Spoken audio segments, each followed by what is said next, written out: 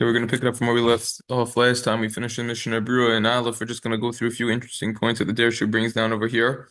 This is actually going on the line that we saw in the Mishnah Berura that he says that oneg be'achilu b'shtiyah, the person will have the oneg, the pleasure of Shabbos, with eating and drinking. Right? That's what the Mishnah Berura said over here. So they say a very interesting point over here. It's important to know. This is from the Chuchani, Reb Nitzim Korelitz. He says that v'chein hanas nefesh, something that the soul gets pleasure from. Going alome Torah v'nem and milimudu, someone who learns Torah and gets pleasure from that learning. According to Reb Nitzim Korelitz, shegam hi b'chal oneg Shabbos. That's included in oneg Shabbos, which is a chiddush, interesting insight. According to him, you get besides the schar limud Torah, you're getting the schar of oneg Shabbos. Correct. Massive chiddush. Over here, they quote over. We were discussing if this idea of oneg Shabbos is derabanan, daraisa, is it from the Torah, from the rabbis? Talked about over here in Mohel. Someone he's got a circumcision to perform on Shabbos. It's in a nearby town, and he's gonna have to travel there, and it's gonna take away from his oneg Shabbos. So the Shas Chuvas Minchas Yisrael Cheli Gimel Simen Lamed Hey says that since according to many poskim, oneg Shabbos is only rabbinic in nature, it's midrabanan, doiche mitzvah milah. It's mitzvah oneg Shabbos midrabanan. So therefore, the mitzvah of milah, of a bris, which is an obligation from the Torah midaraisa, would override, would push off oneg Shabbos, which is derabanan in nature, which is rabbinic. Also, it's brought down in the Chilek Beis Shalosh Juvas Minchas Yitzchak at the end of Simin Ayin Hey, even if for a child who desecrates Shabbos publicly. Right, so since the custom is to do Mila on Shabbos, the Mila would in fact push off the mitzvah of oneg Shabbos, because there's a concern that if you're not going to do it now, that would just cause sinners to nullify and cancel and not perform the Mila in its appropriate time. So even if you know the kid's older and he's not keeping Torah mitzvahs, you still do it. Those are interesting points about Mila and how the Mila would override Shabbos. These are some of the highlights I just wanted to share from the Dirshua Mishna Berura. And now we're going to, before continuing with the next os in the Mishnah Berura, just to point out maybe a couple things that we might have missed the first time through. Oh no, actually, I think that's good. Yeah, I think that should be good actually. This is talking about. Oh, yeah, this is one point. I think we saw the price gouging of fish in the Mishnah Berura. We get to that yet? Pretty sure we did. No, we didn't do that yet. So let's see the Mishnah Berura. So then let's see the Mishnah Berura in Beis. Kavod Shabbos. So the Shulchan Aruch over here said that a person needs to be careful to honor Shabbos. As we saw already in the Magen Avram, if I'm not mistaken. One should not have less than 2 dishes on Shabbos. So the Kavachayim, it depends on the person. If the person usually has 3 dishes during the week, she should have 4 on Shabbos, etc., etc. For a meal? Yeah. It's good to eat fish. By each meal, it's good to have fish. My favorite lines in Mishnah Berurah. It's good for a person to eat fish for all 3 meals. Unless it's not na'oisin to you. According to your nature, you hate it. Shabbos is given for pleasure and not for pain. What does na'oisin mean? From the word hana, no? She'ena oyev es taimo. Yeah. Shoinen means you hate fish, means you don't like the flavor. Eina oisin lo lefitava means eina toivim legufo. It's not good for your body. You don't want it. So if you don't want fish or you don't like it, you don't have to have it. Shabbos is given as an oneg, not as a pain. Unfortunately, kids eat vegetables then. Yeah. Only eat what you want. Now, a lot of times the kids, they don't really know what they want. Candy. They think that they just want candy and cakes all day. You do that, you get into big problems. They're not going to be able to focus. They're going to have tantrums. So you got to be smart about it. But for us adults who are, of course, so mature and never make any mistakes whatsoever, never give in to any of our desires, and we only eat what's healthy for our body, like the Rambam discusses, not just what's temporary, enjoyable to our mouth and our palate and tongue. So therefore, we have the responsibility to eat properly. But when we're eating properly, might as well do it in style. Eat what you enjoy, as long as it's good for your body. So that's what this is saying over here. So you don't have to have the fish if you don't like it. All right? Like it says in Siman Reish Peiches. What does it say over there? Over there it talks about there's an obligation to eat on Shabbos. It's prohibited to fast. But if eating for some reason damages you, damages a person is not obligated to eat. It damages a person. Because the Shabbos is given as an oneg. And his oneg, so to say, is not eating. So look at this footnote in the Dirshua Mishna Berura over here. They quote the Shiles and Chuvas Shem Shimon. I don't know so much about the Sefer. In your day, Simon Yod Gimel. Says many reasons why there's a custom to eat fish on Shabbos. The Mekubalim explain that the neshama of Sadiqim is already a gilgul in the fish. Dag in Gematria 7, corresponding to the 7 days of the week, and the seventh day is Shabbos. The Torah's Chaim writes another reason that Shabbos Bereshis, the first Shabbos since the creation of the world, right after the creation of the world, is similar to the Shabbos in the future when Mashiach comes. And therefore, there are many similarities between the two Shabbosim, including eating basar v'dagim, meat and fish. We also in the Sadiqim in the future, in the Kunshas Achron in the Shulchan Aruch, Daled, he quotes in the Beis Hillel who says that there's an obligation to eat fish on Shabbos, and that obligation is in fact from the Torah. So he says, what are you talking about? None of the poskim say such a thing, that there's an obligation from the Torah to eat fish. And it doesn't say dogim anywhere that you have to eat fish in the Torah. What are you talking about? Even midrabanan, there's no reason b'derech nigla. It's all nistar. It's hidden reasons why you have to have fish. It's mentioned fish in many places from the Gemara. It's a mitzvah muvcha, preferably. So some interesting ideas about fish. That Yeah. the Daled and the Gimel. I mean, we always say Tuesday's the last day. Havdalah, Shnai Mikra Bechatargo. Yeah. Yeah. Okay, it's another idea. You know, Two. saying that Yeah, Daled, the first 4 days are associated, that would include Wednesday, which we don't normally say. oh, from the continuation. Yeah, okay, fine. Yeah. And with that, then the Mishnah Berurah segues into the next topic regarding fish, which we already learned about, old news. If the fish sellers are jacking up the price gouging. It's correct that you should enact, you're not going to acquire fish for a few weeks until the price goes back down again.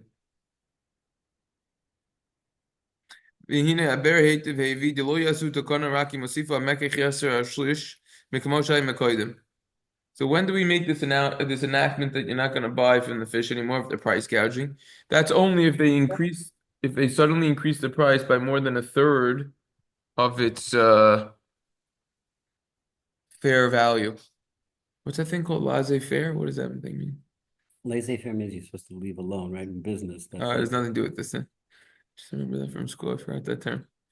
Anyways, so the idea over here is what? If it's more than a third. That's when you got to do something. If it's less than a third, that's fair game. Right? That pachos mishlish yoikar, even if it's less than a third of an increased sudden price, you should still make an enactment because of the poor people. Come back to that. O Kasav Sham. Furthermore, it says over there, it's not considered a nullification of now getting pleasure on Shabbos. You get pleasure from Shabbos with other food. So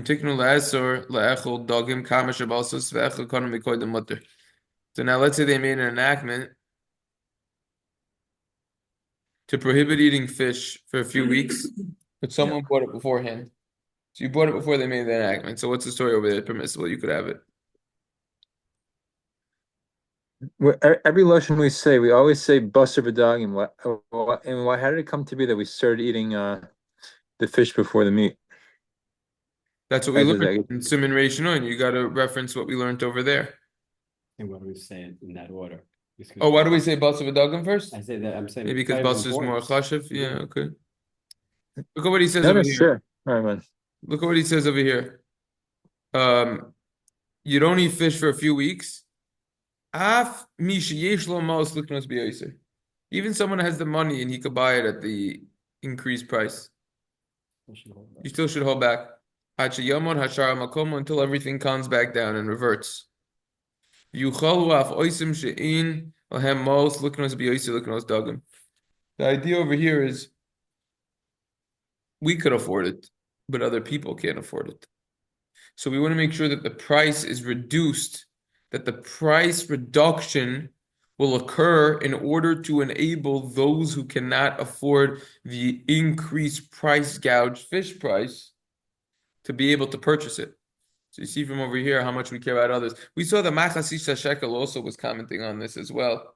You know, he was saying you affect the next few Shabbosim, but it's for a greater good because it's for many of the future and now to enable everyone from getting. So you see how we care about the sensitivities and the financial abilities or their lack of everyone, not just the as they call it, the 1%. Yep. Mm. Yeah. Wait, did we already speak about how having two types of fish? No, we didn't. All right. Yeah. Seems like this is you don't But need to. it's definitely it's brought down somewhere for sure. No, Maybe Hasidic is fine, not in halacha. I don't know. We'll have to really? see. Okay. Continue. What two types of Two fish? types of I mean, fish. salmon and gefilte I fish. don't know. Salmon. I don't know where it says it. Better, yeah, find that for us. Find it first. Let us Okay, know. man, I know. I was curious if it says it anywhere. Right? Yeah. All right. We'll have to keep our eyes and ears Is open. yeah. All right. Al kupunim. So this is the idea. Al kupanim. So this is the idea over here. This is a story with the fish. All right. That's the end of the Mishnah Berura in Bays. So now we're gonna have to move on to the next page. Like I said, we're gonna try to finish all the Mishnah Beruras today inside. This is the fish. Okay. I already saw all this, by the way. I skimmed all this to see what we're gonna do. Okay, Ezra made it to Kana. This is in the Shulchan Aruch. Ezra made an enactment and said that, well, actually, is this Mishnah Berura going on this? Let's see. Gimel. Yeah, let's see Gimel. So talking about loaning for Shabbos, taking a lend. Umayri kishein lo mishkanos livos alehem ubeloy mashkun ein yochel lahasig. All right, what is this talking about over here? The Shulchan Aruch said like this. Shulchan Aruch said, we didn't say you should make your Shabbos weekday-like unless you're very financially pressed. Therefore, you need to be very careful not to spend too much money during the week in order that you could afford the expenses for Shabbos.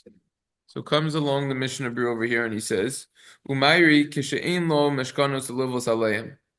We're talking about you don't have a collateral that now you could take a loan off of the collateral. Ubeloy mashkon ein yochel lahasig. Without a collateral, you can't get anything. Kilav hachif, that wouldn't be so. Saruch the lovos kadeshul lavatel mitzvos oneg Shabbos.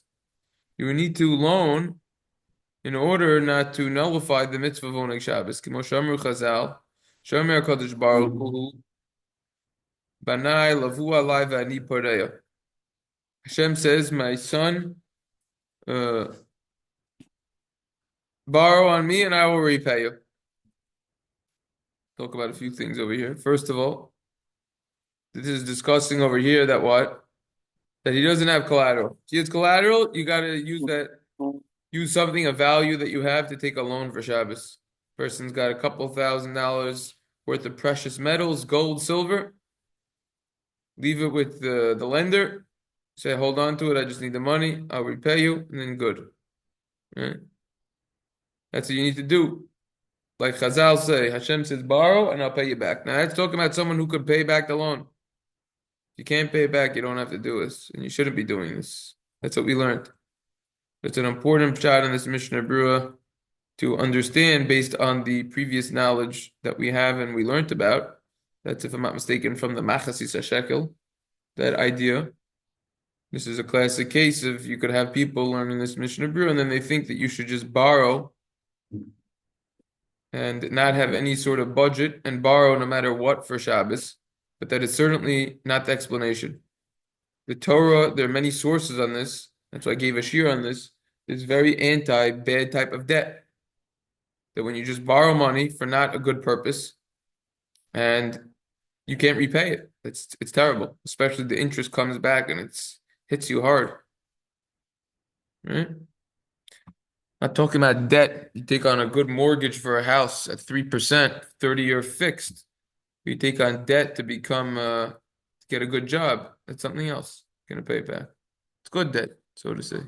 Debt for an investment property that's gonna be lucrative, etc. Okay, so let's see what the Mishnah Berurah over here says. We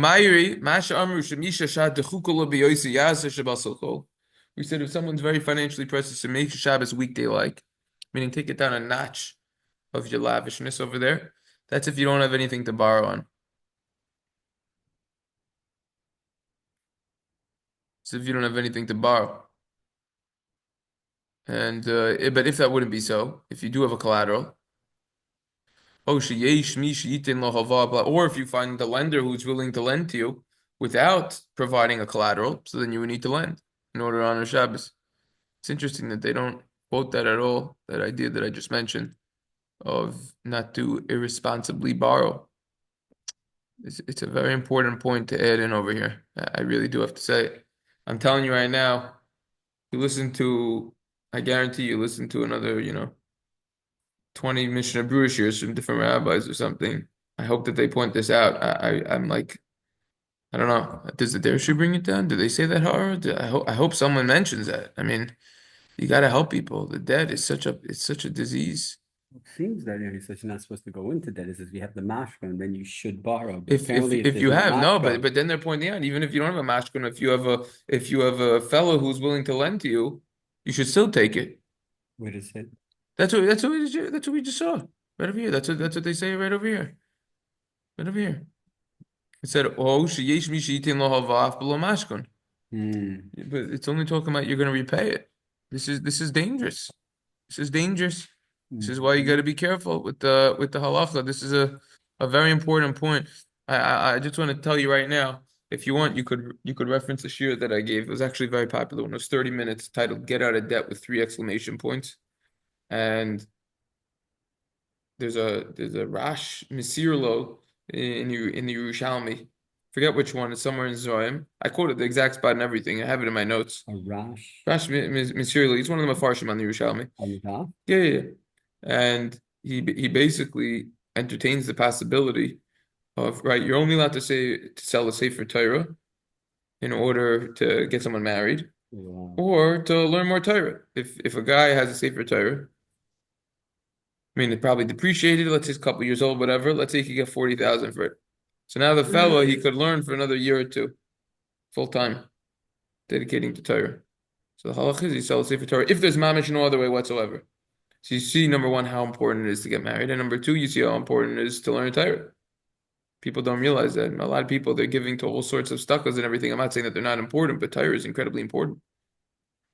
Anyways, he entertains the possibility over there of perhaps someone who is in debt. If there's no other way to pay off the debt, you could even sell the Sefer Torah to get out of debt. He says that. He says that. That is my own tie-in. I never heard that from somewhere. I never saw it anywhere else. I don't know if anyone else talks about it, but that is my own tie-in just to show how bad the debt is. Where is that Yerushalmi? Like I said, you reference this year, and it's somewhere I quoted over there.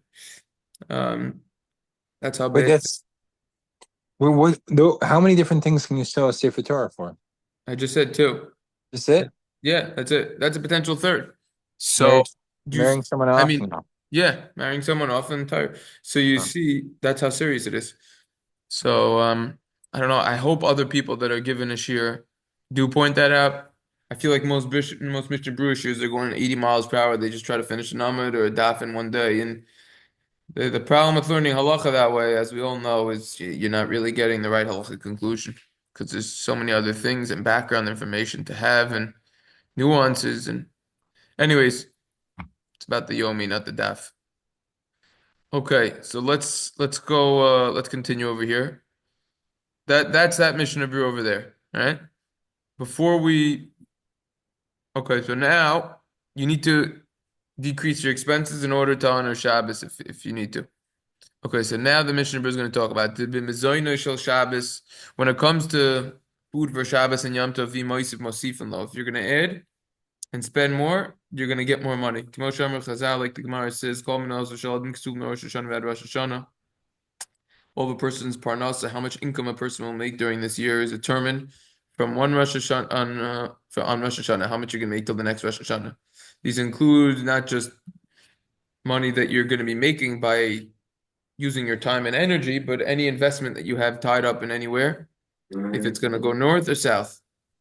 Right? It's all decided. It's all part of Hashem's plan. And we have to do our hishtadlus. We can't just say, I have $100,000. I'm going to leave it in Chase Bank at 0.001% interest, and I'm going to make a lot of money. It's probably not going to happen.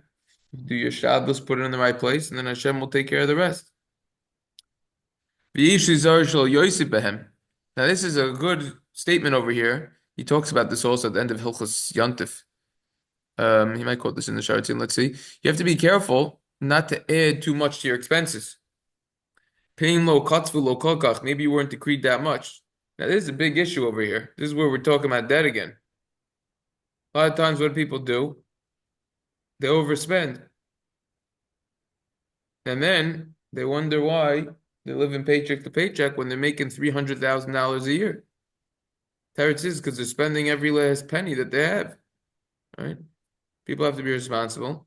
And that's what this is saying. You have to be careful not to add because maybe that wasn't decreed on you and then you're going to go into bad debt. That's what this is saying over here. Chutz, except for the expenses for Shabbos and Yontif and expenses for your children for learning Torah. It's interesting he specifies children for learning. I think also adults for learning. Be the same thing. Switched off from Why Mike's just to children? here. You say that if your kid's married, you're allowed to use your mice money, but if he's not married, can't. Mice money what for your kids? Learning Torah. Oh, for learning Torah. What? And if he's not married? He's not married. I'm not. Sounds like you should. You shouldn't. You don't. I don't know why not married would make a difference. It would maybe I would think not that I'm holding in the sugya, but it would be a difference of what age is he? I think it's pretty standard that you go till 12th grade.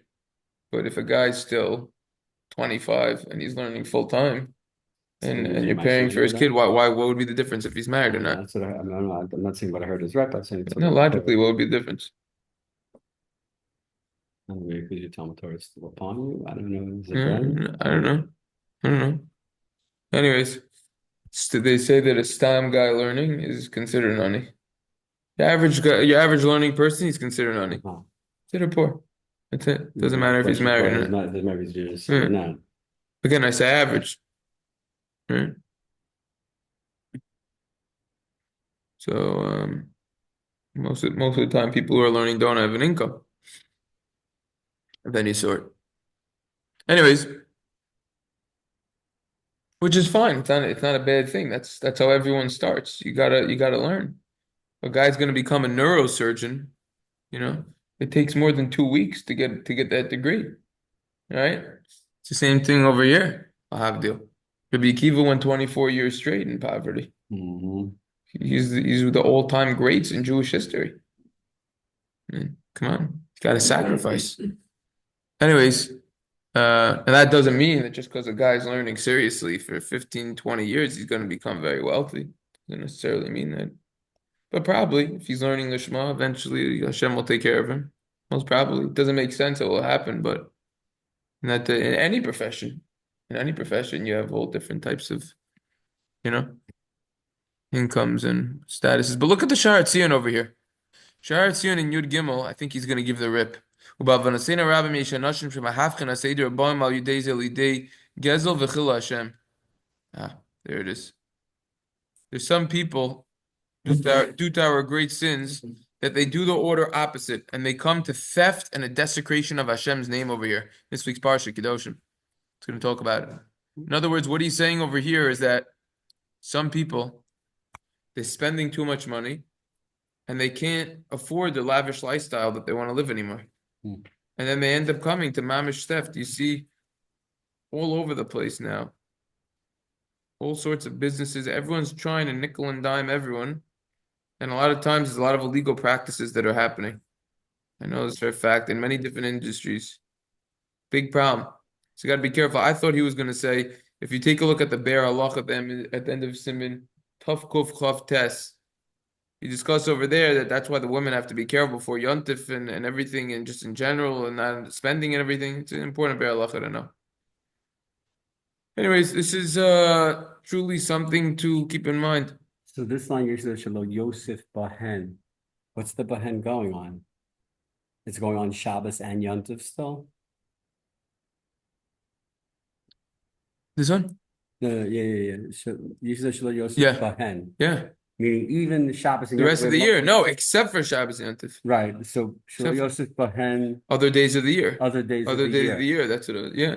That's what you have to be careful with the debt. I mean, you could talk about this for a long time. Mhm. That's why with all the finance stuff that I put up, the most popular ones are debt because people can't even get to the actual practical investing stuff because most people have the Right, debt they have to problem. pay off the debt. Most people have the debt issues. That's just what it comes down to. You know, and then just the Jewish lifestyle is very expensive. Yeah, anything. The tuition. There's no difference, Jewish, not Jewish. The No, fact there's of a the difference. matter is there's There's a difference. incredibly high. There's definitely a difference. Yeah, there's a difference. The fact of the matter is that in terms of the stats, it's incredibly high percentage of people who are living paycheck to paycheck. No, 100%. It does The Jewish lifestyle is more expensive. 100%. Even for someone who's not Jewish, you'll be surprised the amount of people who are making 100,000 plus a year who are living paycheck to But paycheck. no, but there is more expenses with There are people that there are are more. making $500,000 a year living paycheck to paycheck. Yeah. You can't make this up. These are the facts. You could Google it on your own time. I researched the topic. Mhm. Yeah. The answer is because everyone always wants to up it. They get a little more. They want the bigger house. They want the fancier, expensive cars. Then they want the boats. Then they want the second house. Before you know it, you don't have any money. And they call another thing, it's called house broke. They spend a lot of money. They buy a nice house. They can't even afford furniture. They can't even afford to turn the heat on and the AC. Same thing with cars. Guy's sitting in a $150,000 Range Rover. He can't afford the gas. Another reason why you got to go electric. But anyways, the idea is you see that what? You got to be careful. What does it say over here next? Loivin beribis. L'soyrich suda Shabbos. You could actually wait, do we need to catch up on this? Maybe we should. This is in Daled. Daled. Yeah. So person's parnas is how much they're gonna make, how much they're gonna spend for Shabbos or Yontif. If you add, you're gonna be added more. It's not gonna damage you if you're gonna spend a lot on Shabbos, like this Chazal, like this statement of the rabbis teach us. But don't add too much during the rest of the year, because now you're not gonna have leftovers, except for all of these mitzvahs. Spend as much as you want. You'll be added, assuming that you have the money. To me, the Keneged Miga, you added money, measure for measure, you're gonna get repaid more. That's the idea over here. Okay, so then he points out, Loivin beribis. You're allowed to take a loan with interest, even though typically you're not allowed to. L'soyrich suda Shabbos. For the needs of the Shabbos meal. O sudas mitzvah, or any meal that's a mitzvah.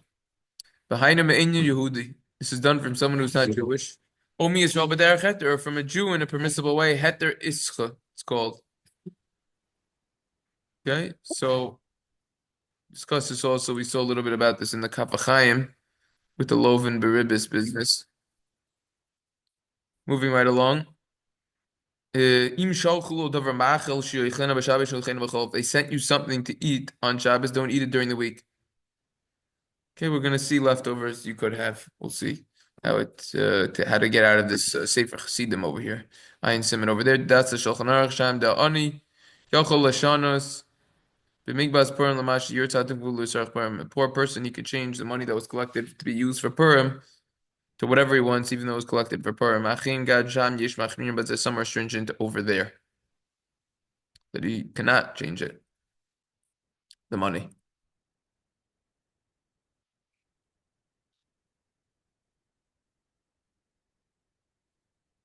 Interesting idea over here.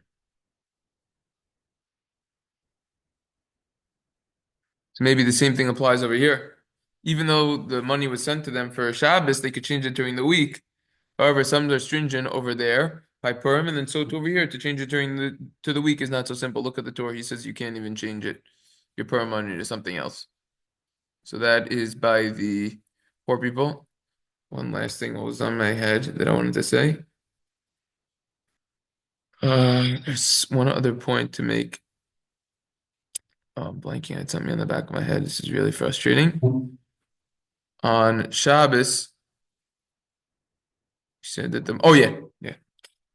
When we say we're gonna have to discuss this next time. All of the person's income is determined what they're gonna make, except for what they spend on Shabbos and mitzvahs, right? Question is, to what extent does this have? If a person buys a ton of food and he knows he's not gonna eat it on Shabbos, and it's just gonna be leftovers, that's not in this calculation of now you're gonna get repaid for that.